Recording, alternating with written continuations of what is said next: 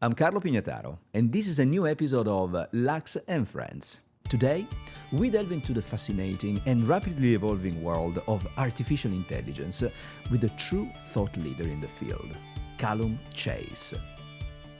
So, as I say, some things are moving faster and some things are moving slower than I expected. Digital twins, this dimension outside the physical world that artificial intelligence can really enhance. I think that in some number of years, and it could be 5 years, it could be 10, it could be 20, we are all, most of us, going to spend a lot of time in digital worlds and in virtual realities because there'll be so much fun. Fully automated luxury capitalism. And the idea is that all jobs that humans can do, or almost all jobs that humans can do, have been automated. How do we arrange the economy so that you haven't got this tiny number of people who own all the assets or who have got the last few jobs doing very nicely, thank you very much, and everybody else is starving to death? If we do create conscious machines, perhaps by accident, perhaps somebody does it on purpose, and we don't know we've done it, or we're rather cavalier about it, we could end up killing, terminating, and harming conscious entities by the million, possibly by the billion. Strongly recommend to those who are not using a large language model at least 4 times a day at the moment, try to start doing that, because you will find it fun, you will find it useful.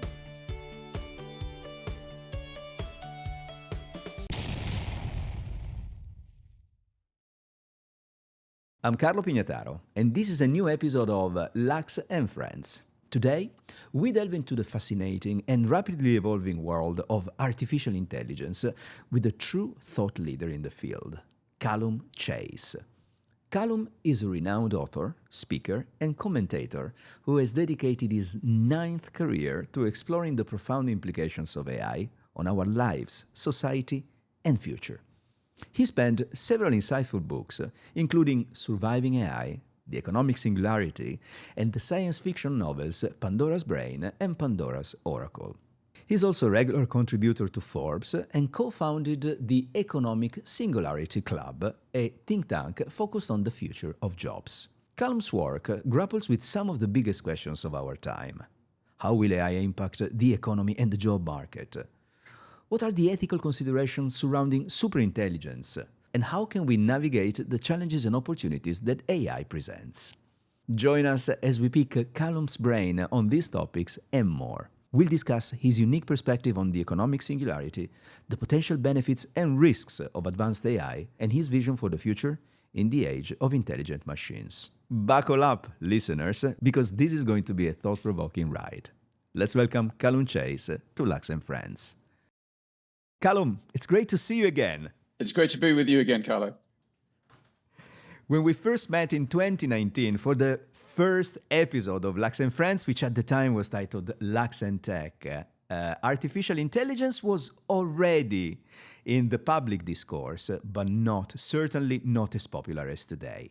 Many things have changed ever since, and hopefully, throughout this conversation today, we'll touch some of those changes.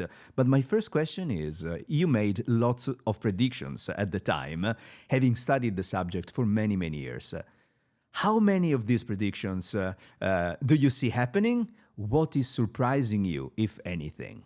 So I'm very careful always to make predictions too far ahead for anybody to catch me out. It's very dangerous to make near-term predictions because people can prove you're wrong. I suppose there's 2 things. Things are moving faster than I expected, and things are also moving slower than I expected. So on the faster, we've had the arrival of transformer AIs, which everybody knows in the form of large language models, ChatGPT, Gemini, Claude, and so on. And that has really pushed AI to the top of the sort of public discussion agenda. Although, in many ways, people are still not taking AI seriously, and I guess we'll come back to that. So that happened, and AIs are now more powerful in a way than most of us expected them to be now. The fact that you can have a conversation with an AI, you can use it as your therapist, you can have it write books for you, that's really quite extraordinary. But things have also moved more slowly. I think back then in 2019, I expected to see self-driving cars. I would have expected to see them pretty much everywhere by now, not replacing all human-driven cars, but in most cities, I would have thought they would have been around by now, five years later. And in fact, they are running around perfectly happily and working very well in a handful of American cities and a handful of Chinese cities, but they're not everywhere. Um, they are coming, but they're taking longer. So, as I say, some things are moving faster and some things are moving slower than I expected. You mentioned a few tools that have gained tremendous popularity. ChatGPT, which was the first to launch, but also Gemini and Claude. Which tools are you using at the moment, and which one impressed you more? I use GPT-4.0, the most powerful publicly available OpenAI model. I occasionally try the others, but I don't really use them. I use GPT-4 many times a day, and I'm a bit lazy. I tend to stick with it. I know people who say that Claude is better for some things and Gemini is better for other things, but I just sort of stick with what I'm used to, which is 4.0. And for image creation, I do use that sometimes. I don't generate that many images, but the really powerful system I use is Midjourney for creating images. Midjourney.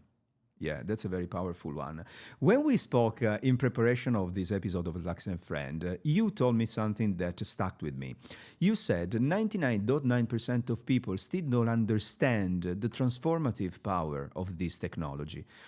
I have lots of conversations, and everyone I talk to somehow is trying to familiarize with the tools, not necessarily with the technology. What is it that the majority of the population is missing yet? So what I was referring, missing. what I was referring to then is the medium and long-term impacts.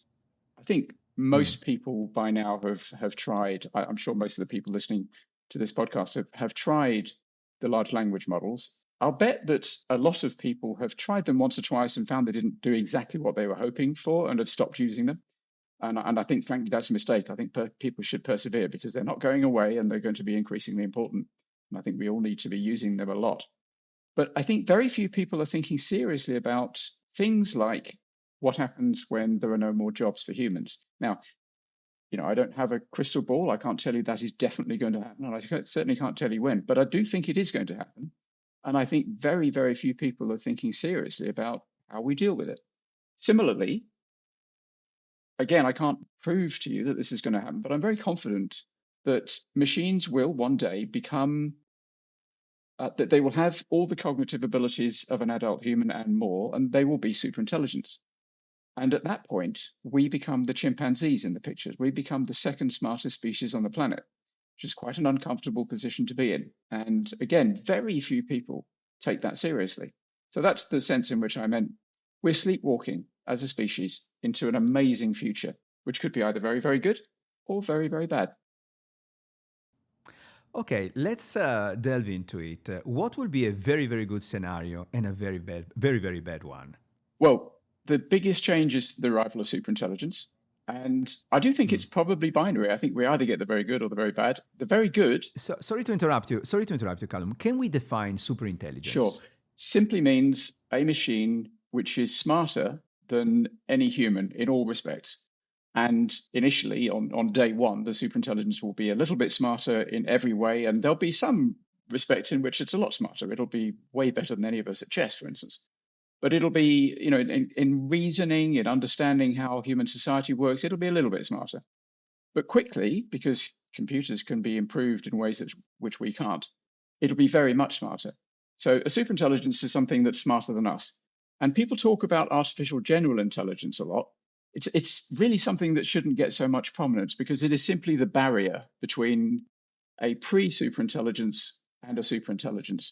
So, on a particular day, the smartest machine will be as smart as the smartest human in every respect in which the human is very smart. But the next day, it'll be much smarter.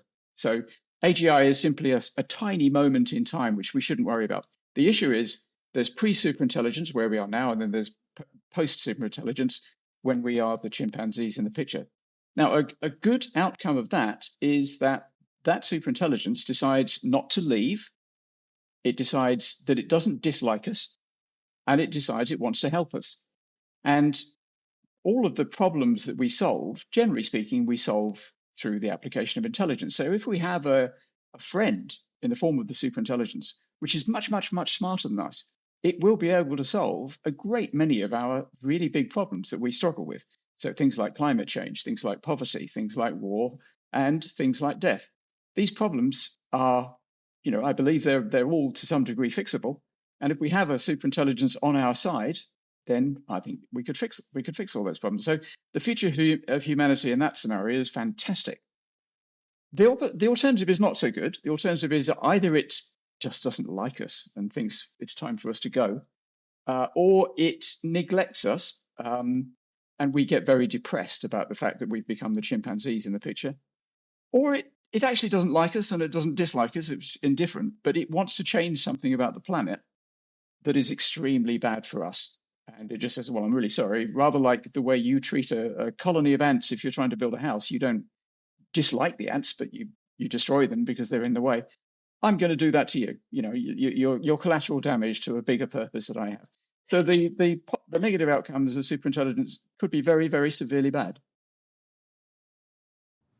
I'm puzzled by how you use the verb like and dislike, referring to a machine. Why would a machine, a software, a piece of software, an algorithm like or dislike us? Are you referring to some sort of consciousness?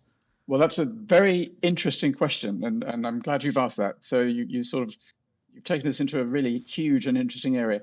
So like and dislike obviously are to do with emotion. And of course, it's entirely possible. Well, I say, of course, it seems to me entirely possible that you could have a super intelligence, an extremely intelligent machine, which had no emotions. But nevertheless, it would have a disposition. It might not feel anything about us, but it might value us as either really worthwhile and important to preserve, or not really worthwhile, not important to preserve. So I don't think emotions are necessary for, sort of a slightly loose use of the word like and dislike. But consciousness is really fascinating. So as you know, Carlo, because I told you before, I am a co-founder of a company called Conscium, which has set out to try to figure out markers for consciousness in machines, try to understand, can we detect the arrival of consciousness in machines? And we think this is very important for three reasons. Firstly, consciousness is really fascinating. In many ways, it's the only thing we know about. As Descartes said, I think, therefore I am. What he meant was the only thing I can be confident about is that there's some thinking going on, there's some experience, there's some consciousness going on. And therefore, it's very, very interesting. It's very mysterious. So maybe by understanding machine consciousness, we can improve our understanding of our own consciousness. So that's one reason to be interested in it. Second reason is, if we do create conscious machines, perhaps by accident, perhaps somebody does it on purpose, and we don't know we've done it, or we're rather cavalier about it, we could end up killing, terminating, and harming conscious entities by the million, possibly by the billion. Imagine a future in which your iPhone is conscious and you make it do things that it doesn't want to do, and you turn it off at night and it doesn't want to be turned off because it regards that as being murder. That would be very, very bad. This is called mind crime, when you commit crimes against an entity which isn't really observable wandering around in the world in the way that we are, but it's still a mind inside a machine. So we have to avoid mind crime. And then the third reason why you'd want to be interested in conscious AI, and this is perhaps a bit more obscure, if you have a choice in the future, so you know that superintelligence is going to arise, and you have a choice, you can either have it being conscious or not conscious. I think the smart move would be to choose to make it conscious, because if it's conscious, it's got a better chance of really understanding what we mean when we say, please don't hurt me because I can suffer. And my consciousness is valuable. The fact that I experience the world is valuable. It will have a good chance of understanding that. Whereas if it's non-conscious, I don't think it will really understand what we're talking about. So there are these three reasons why we think it's important to understand important to develop our understanding of whether conscious AI is possible and how it could be created and how to detect it. That's the really important thing, how to detect it. Let me try and understand a little bit more what kind of machines we are creating as a species. You mentioned more than once smart and even smarter than us. But human beings, other than smart, are also emotional beings. And emotions translate into art, into music, into poetry. Now, there are tools to create art and music and poetry. But is this really where artificial intelligence can replace us, other than the, repetitive jobs? So one definition of art is it's the process of applying a considerable degree of skill, might be painting, might be sculpting, might be using words to communicate something profound or interesting or perhaps just funny about the nature of existing. Now, that's quite a demanding definition of art. And as I look around at galleries and museums, and I see lots of things which I think cannot possibly meet that standard. But still, I tend to think they're not art. That's a bit of a minority opinion. If you take that definition of art, then you have to have consciousness to be able to convey anything about the nature of being, because you don't know anything about the nature of being if you're not conscious. So by that definition, computers can't create art. And actually, I think that's pretty fair. I think that's pretty true. If and when they become conscious, then they would be able to create art. However, what they can do is they can create things which look like art, and they can create things which look more like art, look like better art than what humans create. So there's some paradoxes wrapped up in that. But I think in a sense, artists may be the last people standing as more and more jobs get automated, because their jobs cannot be automated except by conscious machines, and they're probably a bit of a way off. And amongst the jobs that can be automated, what do you see being replaced first and then second, third?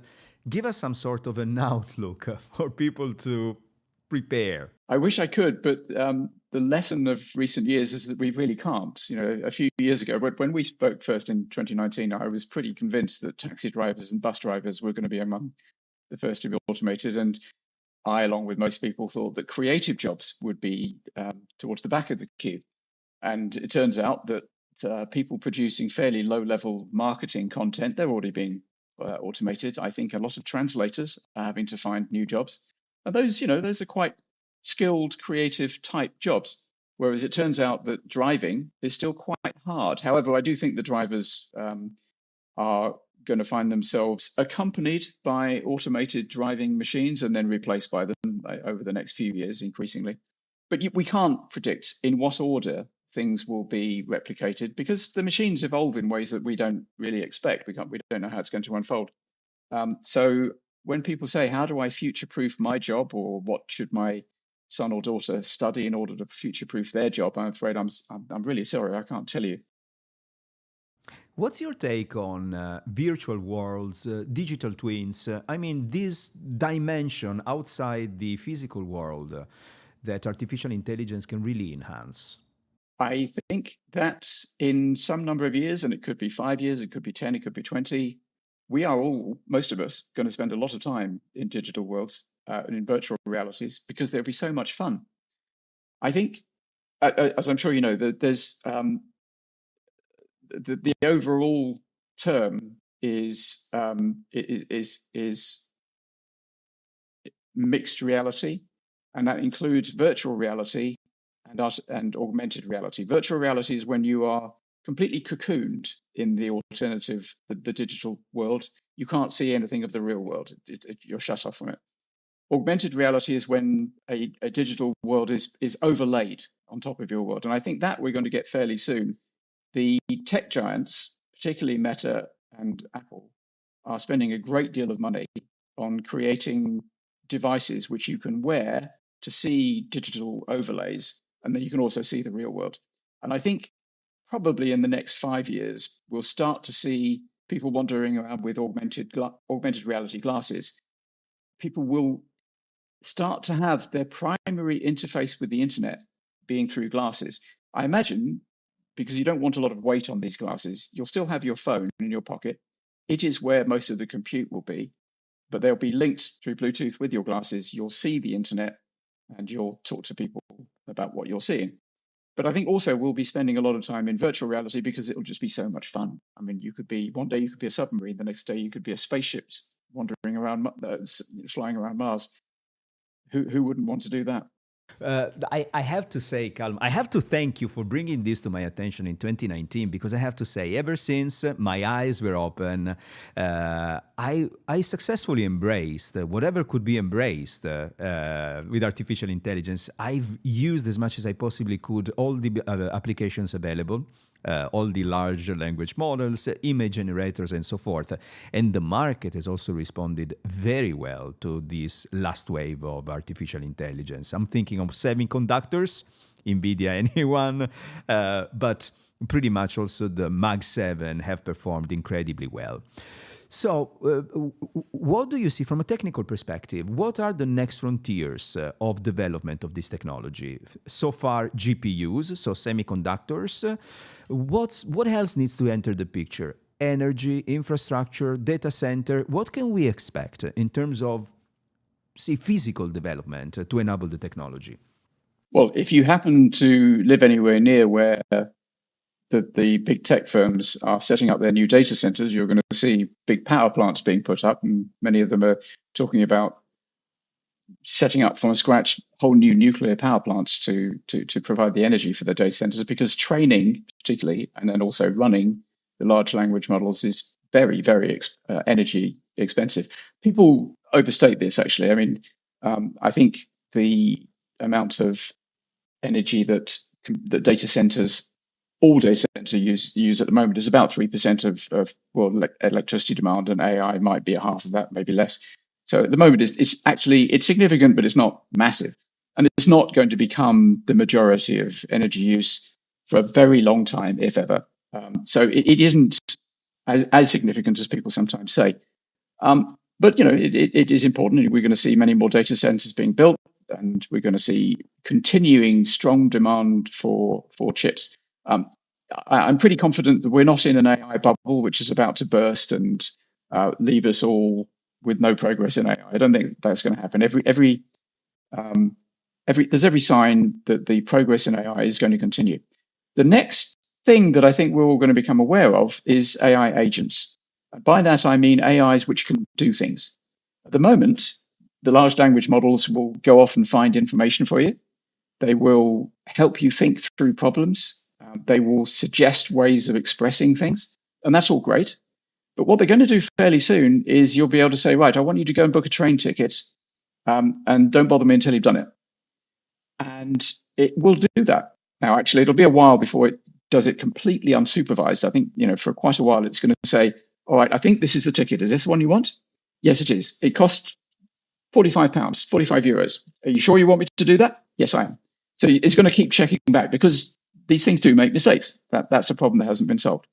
But we're going to have agentic AI, horrible phrase, or AI agents, which go off and do things for you in the world. They will negotiate things for you. They will buy things for you. They will make agreements with other people. They will schedule meetings. So that, I think, is probably the next really big stage. Plus, the other thing is, I think more and more of us are going to start seeing self-driving cars around the place. And that is, frankly, amazing. These things are robots just driving around in the world. I agree. I mean, if I remember correctly, there are 3.2 million deaths on the streets every year globally. So why wouldn't we want to avoid that? Well, it turns out that we don't really mind killing lots of people, but we really, really mind being run over by a robot.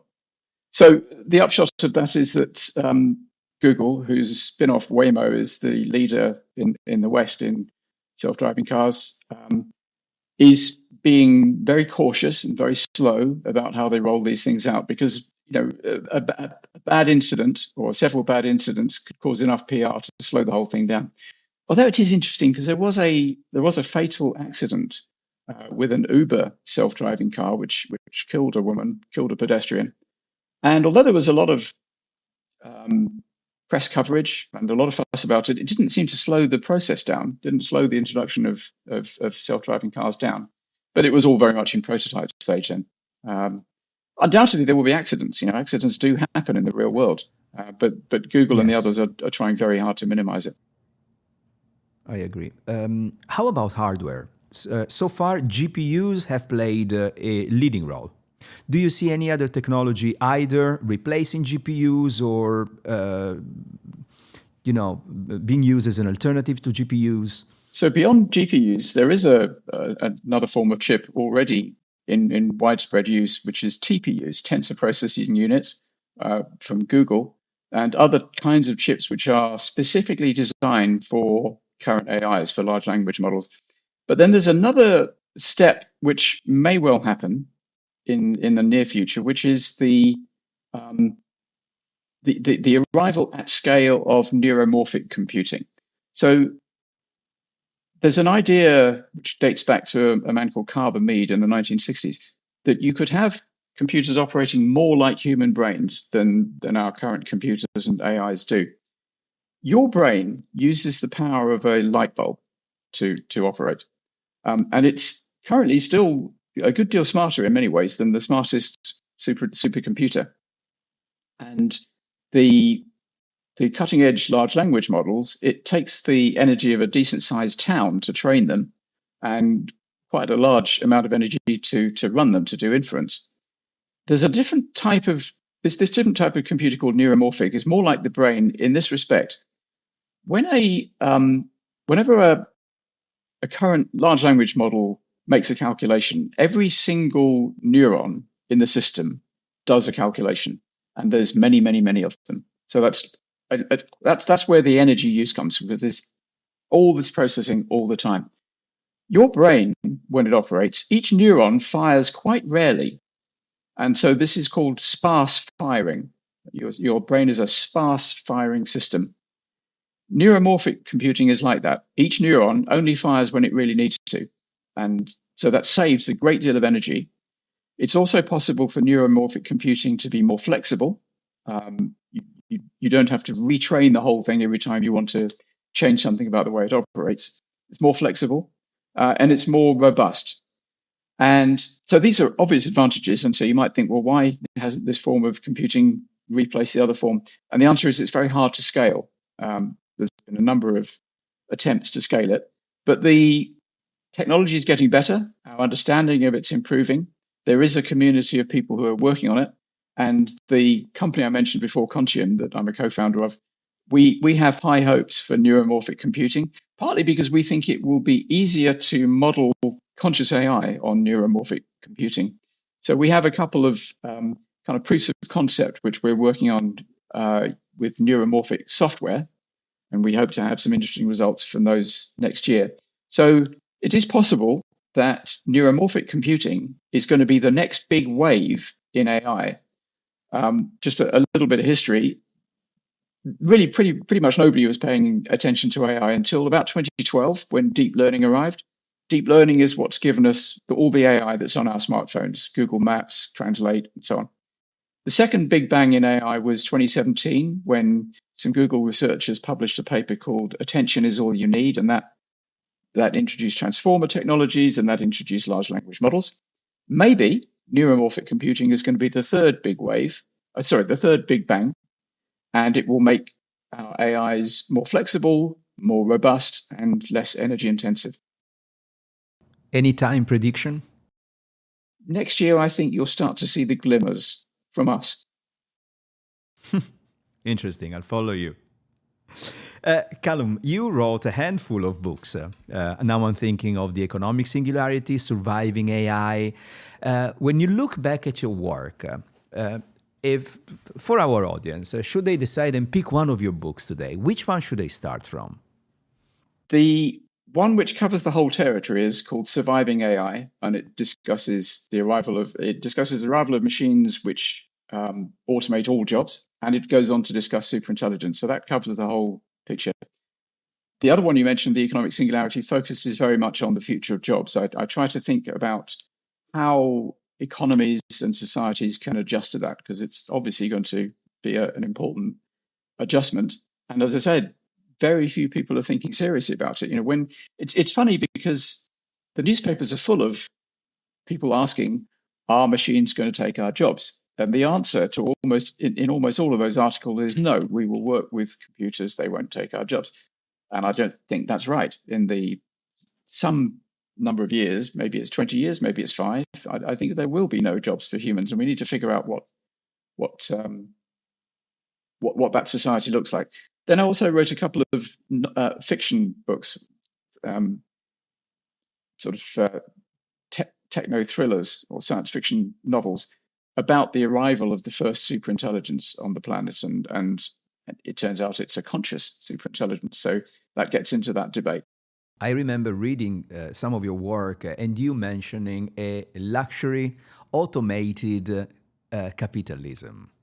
I found it very fascinating, very fair in a way, and also a very optimistic scenario. Would you like to describe it? Yes, it's fully automated luxury capitalism. And the idea is that all jobs that humans can do, or almost all jobs that humans can do, have been automated. How do we arrange the economy so that you haven't got this tiny number of people who own all the assets or who have got the last few jobs doing very nicely, thank you very much, and everybody else is starving to death? That's an outcome which nobody wants. The answer is, inevitably, you have to tax the people who've got the assets, the people with the jobs, and redistribute income to everybody else. There's really no other way to arrange for everybody to have a good income. And the often suggested answer of universal basic income isn't really the answer, partly because of the little word in the middle, basic, isn't good enough. We need to do much better than that. We all need to live a life of luxury. And there's no reason why not. The machines will be creating so much wealth that there's plenty of luxury to go around. But how to organize it? And I don't think the answer is central planning. I am a capitalist. I believe in the market. I believe the market is an extremely powerful mechanism to distribute scarce resources, and there will always be some scarce resources. So I think you want to retain the power of the market, but you've got a lot of redistribution to do. So the idea was that you have almost like a sort of a twin track system, that there is a competitive marketplace and you can sell and buy things, and people can make a lot of money, perhaps selling original Aston Martins and Vermeers, perhaps selling artisanal goods which people want to buy simply because they are made by a human. They're not better than something made by a machine, but they've got the kudos of having been made by a human. So you can make money in this section of the economy. But there's another part of the economy in which everybody simply gets given the resources that they need for a very good standard of living, say an American middle class standard of living. But again, they have to buy things. They don't just get given houses and food and cars and what have you, because that would be very, very wasteful. And central planning is very inefficient, and central planning leads to a great deal of corruption. So you have a market. People buy things with these resources that they're given. And you could see how that could work. Of course, the problem is getting from here to there. That is very tricky. Now, what's inevitably going to happen is we'll muddle through it. That's what we've always done. Humans just muddle through and we react very fast to changing circumstances. This could all happen quite quickly. I don't think that we're going to be in a rolling situation where first one job gets automated and those people who are no longer working stay unemployed, and then it's the next lot's turn. They become unemployed and they sort of sit on the pile and wait. I think what will happen is more and more jobs will be automated increasingly rapidly. There's going to be increasing churn. But as long as there's some jobs that humans can do and machines can't, then there'll be lots of jobs for humans. But there'll come a time when the machines, go from the position where they're not as good at us as us in every working respect to a position where they're better than us in every working respect. And suddenly, I think it could be weeks or months, we go from a position from near full employment to near full unemployment. So I think it'll happen quite quickly. And I think if we don't have any plans, if we try to muddle through that with no plans, no contingency plans, I think that could be quite grim. So that's why I wrote the Economic Singularity, to try to provoke people into thinking about it. Yes, that's quite hard to think that politicians will go as fast as the technology. They probably won't go as fast as the technology because the rest of us don't Yes. go as fast as the technology. Yeah. Politicians Yeah. respond to what the voters are thinking because it's the voters who keep them in or kick them out. So really, we Absolutely. all have to wake up. It's no good just blaming the politicians. We all have a responsibility to Yes. wake up and demand that these matters are taken seriously. I think there's also a good chance that technology brings down the prices of most commodities and things we need to live. I'm thinking of drugs, not just electricity and water, but drugs, services, isn't Yeah, it? and this is happening already, and it's been going on for quite a while. You know, a car today costs a fraction in real terms of what a car cost in, say, the 1970s in terms of the proportion of household income, and it's vastly better. It doesn't break down all the time and leak oil all the time. And that's true for most physical goods, Telecommunication. Yeah, telecommunications, yeah, telecommunication. compute, anything to do with compute. So you're quite right. I do think that will continue. As energy. Uh, there's a sort of a learning process which reduces the cost of all goods anyway.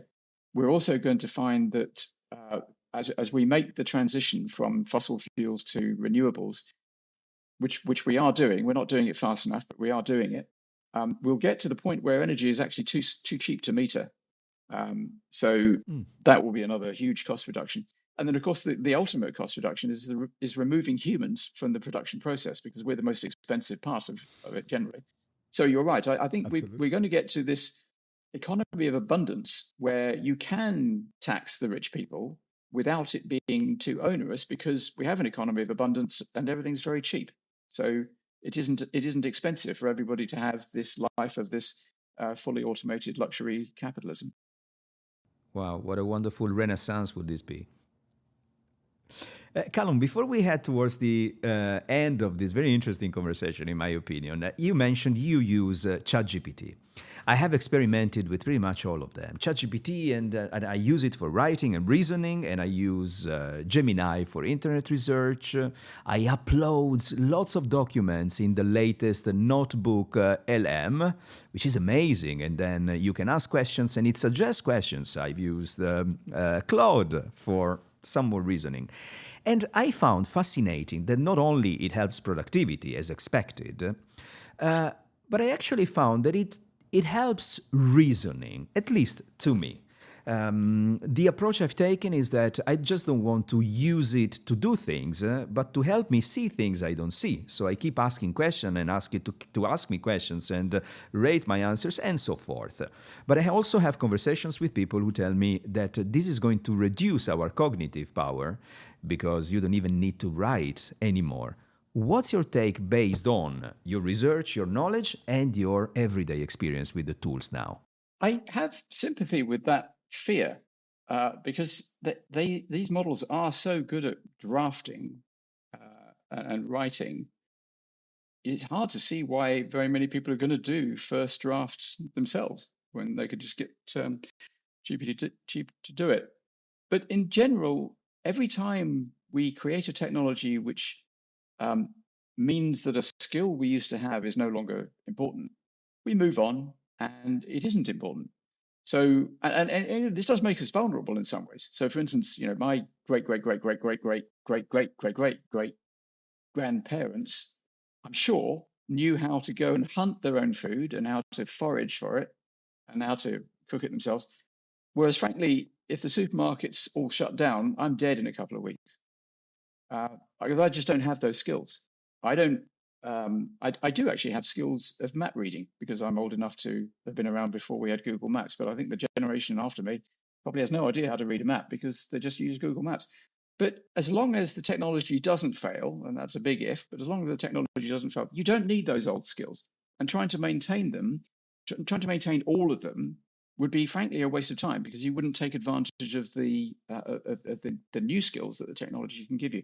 I think it's important that some people do, and there are always hobbyists who will choose some of these skills, stonemasonry and how to make fire in the Arctic or something.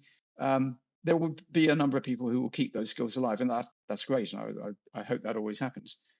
So on a sort of from past experience, it doesn't worry me terribly much. I think we'll find that as long as you can reason and as long as you can apply your sort of critical faculties to text, it doesn't matter whether you generated the first draft or not. Now, that will be heresy to a lot of people, but I suspect it's where we're going. I agree with you. Calum, from a geographical point of view, I noticed that most of the innovation, if not pretty much everything, comes from the US. All the big companies developing the tools and the hardware are either in the US or China, but I think we know little of what they're really doing in the realm of artificial intelligence.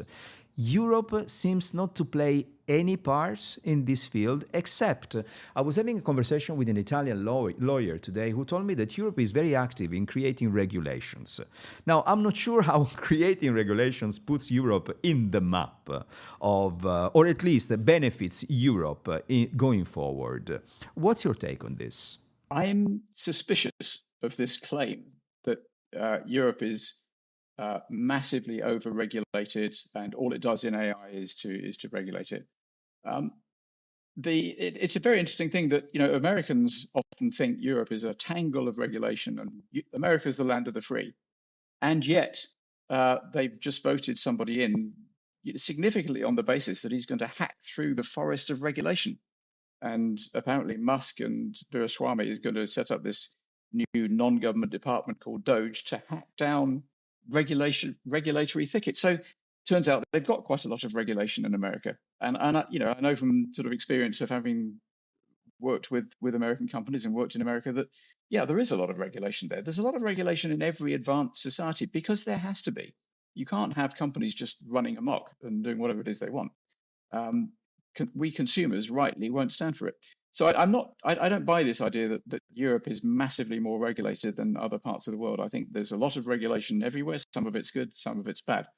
It is true, however, that Europe doesn't have any tech giants, with the possible exception of Spotify. We don't have a Microsoft, a Google, a Meta, and so on. And I think that's that is a failing on Europe's part. But it's not. We haven't reached the end point. There's plenty of time for Europe to create tech giants. We do have very important parts of the AI picture. For instance, ASML, the Dutch company that ASML, which is a spin-off from yes. Philips, and makes the chip making equipment. And these things are phenomenal. They're the size of several buses, and their technology is as complicated as anything outside the Large Hadron Collider. And they're basically the only company in the world that can do the kind of processes that TSMC and the other chip making companies, which many of them are in Taiwan and not many are sadly in Europe. But they need the ASML equipment to do it. So we have important parts. We also produce a lot of extremely good AI researchers in all of the great European universities. And Europe is not poor. It's relatively a lot poorer vis-a-vis America than it was 25 years ago, but it's not a poor area. So there is plenty of time for Europe to get involved in the AI industry, much more. And I think it should, and I hope it will.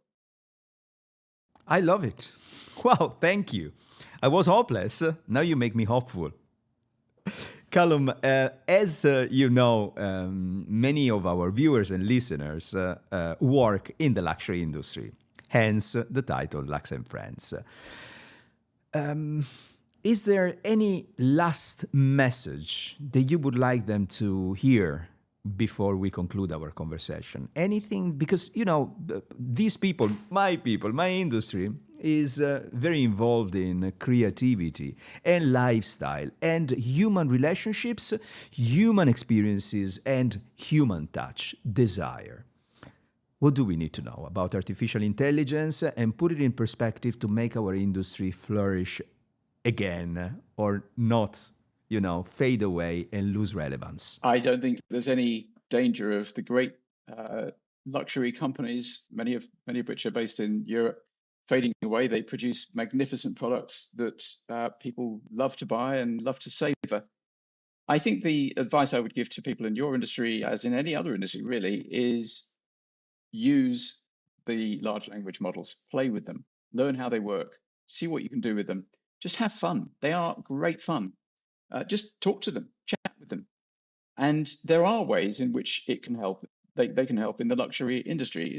It would be a mistake to think, oh, luxury is, it's the essence of human touch, and mechanization has got no business being in luxury.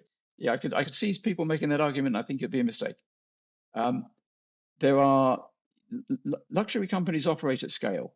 And when you operate at scale, you have lots of data about your customers, and you want to use that data to identify your customers and communicate with them and say sensible things to them rather than say irrelevant things to them. And AI and its data analyzing capabilities is really essential in that. And it may seem like a horrible idea, but using chatbots to talk to customers is a good idea because a customer ultimately wants to talk to a human being, and particularly in the luxury industry. But what's much more important is for a customer to be able to answer the question that they have immediately. If you have an infinite number of humans at your disposal, congratulations. Most of us don't. Whereas you can have an infinite number of chatbots to answer the simple questions that customers have easily. But most of all, as you said, you put it very well. You enhance your own thinking by talking to chatbots. And that applies in the luxury industry as well as anywhere else. And I strongly recommend to those who are not using a large language model at least 4 times a day at the moment, try to start doing that, because you will find it fun, you will find it useful, and to be one of the sort of increasingly small number of people who are not using these tools is a dangerous position to be in. So for our listeners, use a large language model at least 4 times a day. That's your medicine. That is my medicine. 4 times a day keeps the doctor away. Keeps the doctor away. Calum Chace, thank you very much for being with me on Lux Friends. I really appreciate it. Thank you, Carlo. It's always fun to talk to you.